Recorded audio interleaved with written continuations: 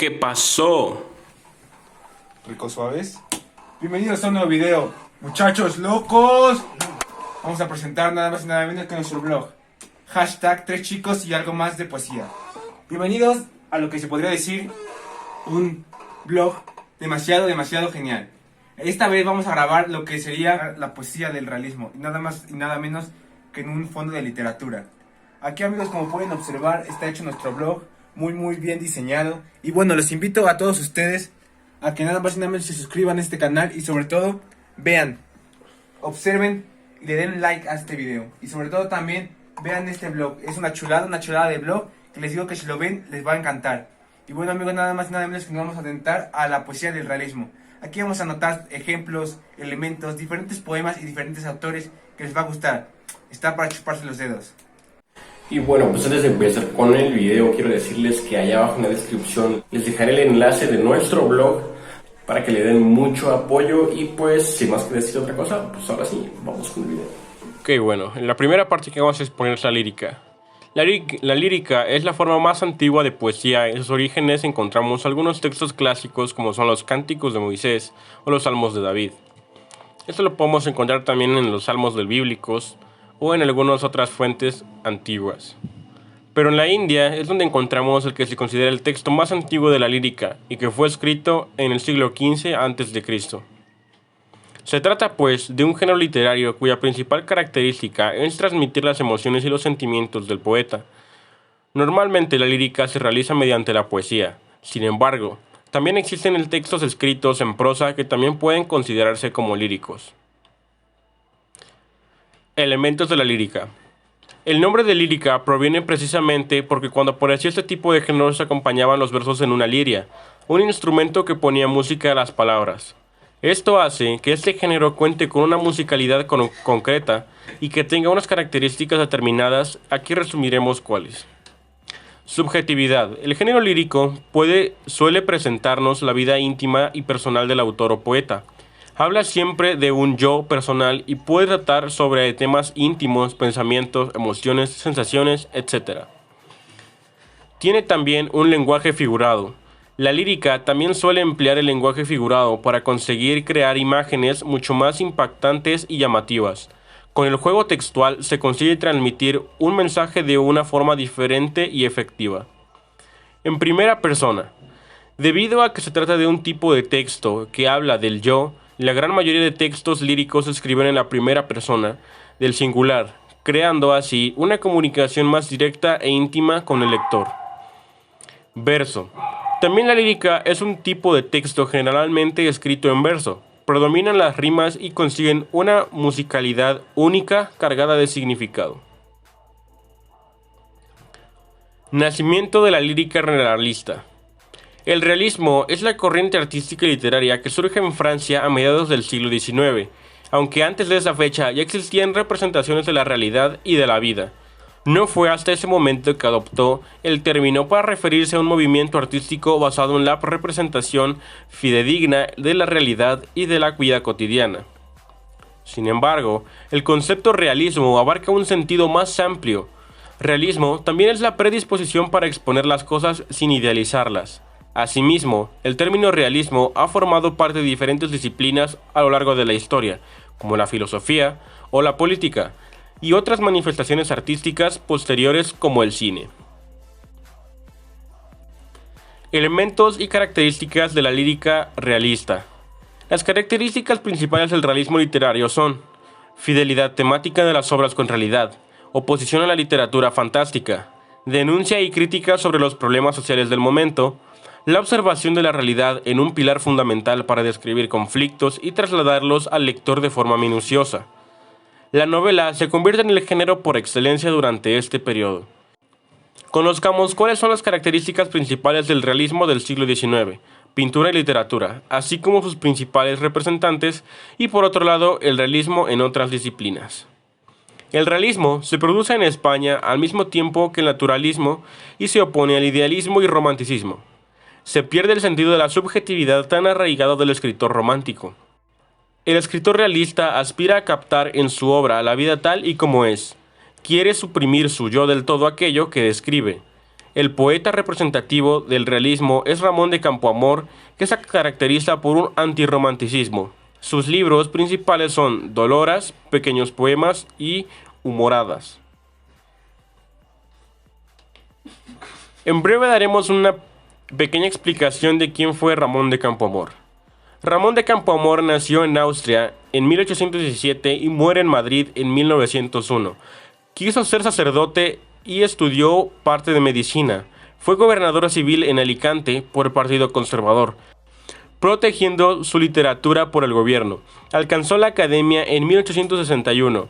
Escribió dramas para ser leídos más que representados. Guerra a la guerra. En prosa escribe algunos ensayos, la metafísica y la poesía, lo absoluto. Pero su fama se debe a los gustos por los románticos.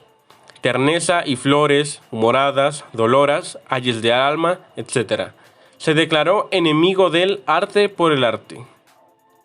Una obra reconocida es la que presentaremos a continuación, titulada La vida humana. Velas de amor en golfos de ternura, vuela mi pobre corazón al viento, y encuentra en lo que alcanza su tormento, y espera en lo que no haya su ventura.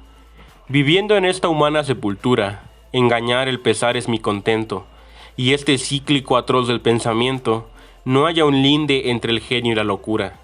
Ay, en la vida ruin que al loco embarga, y que al recuerdo infeliz del horror consterna. Dulce en el nombre, en realidad amarga, solo el dolor con el dolor alterna, y si al cortarla a días es muy larga, mintiéndola por horas es eterna.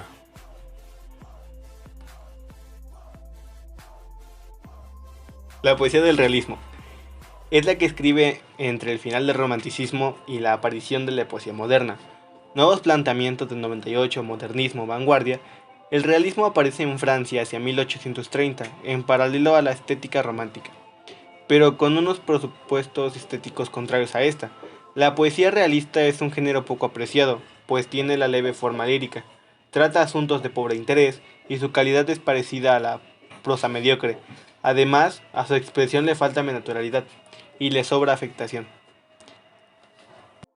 La poesía realista es un género poco apreciado, pues tiene una leve forma lírica, trata asuntos de pobre interés y su calidad es parecida a la prosa mediocre. Además, a su expresión le falta naturalidad y le sobra afección, porque peca de sentimentalismo y tiene una aparente fidelidad docente y moralizadora que resulta artificial y exagerada. Función poética. Se presenta cuando el emisor hace uso del lenguaje con fines estéticos, es decir, transmite el mensaje para agrandar al receptor utilizando expresiones bellas. El lenguaje se utiliza para llamar la atención sobre el lenguaje mismo, incluso transgrediendo intencionalmente las normas lingüísticas. Su objetivo es crear belleza por medio de la palabra. Un ejemplo de esto puede ser el poema que se llama En paz. Muy cerca de mi ocaso, yo te bendigo, vida, porque nunca me diste ni esperanzas fallidas, ni trabajo injusto ni pena inmerecida, porque veo el final de mi rudo camino, que yo fui el arquitecto de mi propio destino. Amé, fui amado, el sol acarició mi faz. Vida, nada me debes, vida, estamos en paz. Función emotiva. En ella se expone la actitud del emisor en relación con el mensaje. Su objetivo es dar a conocer sentimientos, opiniones y deseos personales. Se caracteriza por emplear la primera persona del singular, yo, así como exclamaciones, adjetivos y adverbios que evidencian los sentimientos del autor. Un ejemplo de un poema sería: si te postras 10 veces, te levantas. Otras 10, otras 100, otras 500. No han de ser tus caídas tan violentas, ni tampoco, por ley, han de ser tantas. No te des por vencido, ni aún vencido. No te sientas esclavo, ni aún esclavo. Trémulo de pavor, piénsate bravo, y acómete feroz, ya malherido. Ten el tesón del clavo enmohecido, que ya viejo y ruin vuelva a ser clavo. No la cobarde estupidez del pavo, que amaina su plumaje al primer ruido. porque eres linda desde el pie hasta el alma. Porque eres buena desde el alma a mí, porque te escondes dulce en el orgullo. Pequeña y dulce, corazón coraza. Bueno, el poema nos da a entender que aunque la vida te ponga miles de retos, tú nunca te debes hundir, ni mucho menos rendir. Siempre tienes que levantar y dar tu mejor esfuerzo. Y bueno, ambas funciones, poética y emotiva, siempre aparecen unidas en un poema. No se pueden separar, aunque algunas veces es más patente una de ellas que la otra. Bueno, y ahora como conclusión no nos queda más que decir que muchas gracias por acompañarnos durante este transcurso. Pudimos aprender acerca de la poesía del realismo y cómo todos los aspectos giran alrededor de ella. Cómo es que esta poesía es un poco menospreciada e incluso desvalorada por algunos expertos, pero nosotros creemos que la poesía, sea de donde sea, es importante.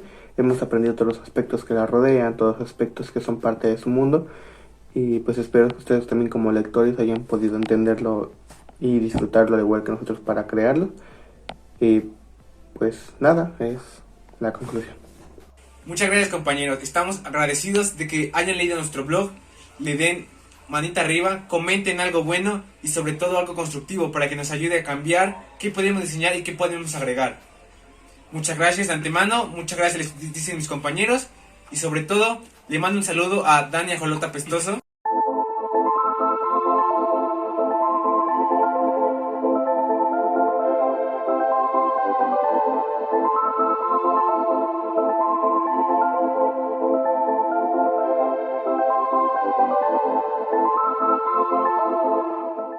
A la maestra Tere, real hasta la muerte, bebé. Un saludo para el licenciado Daniel.